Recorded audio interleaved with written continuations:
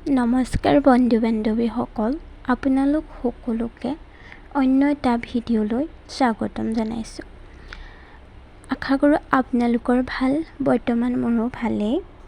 আজি আপোনালোকক মই বৰদোৱা থানখন দেখাম, যি হৈছে অসমৰ এখন পবিত্ৰ তীৰ্থস্থান।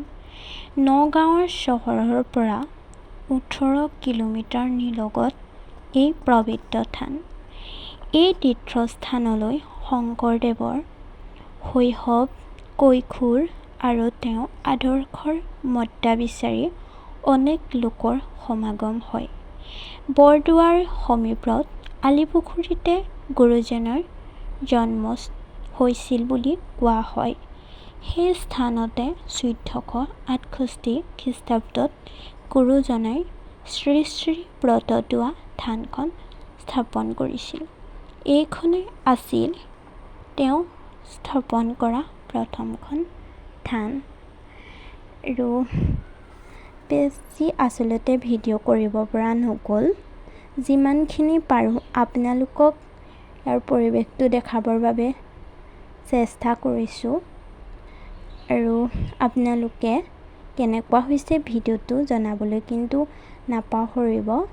Like, comment, share and subscribe কৰি চেনেলটো আগুৱাই যাবৰ বাবে উৎসাহ প্ৰেৰণা যোগাব।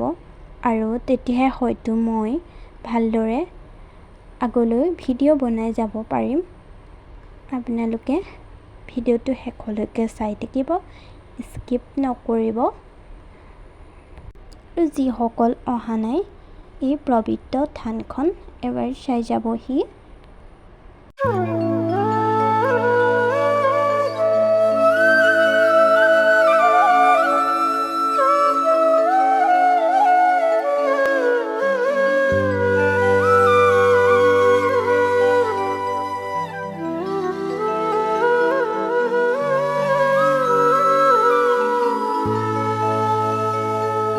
বৰদোৱা থান।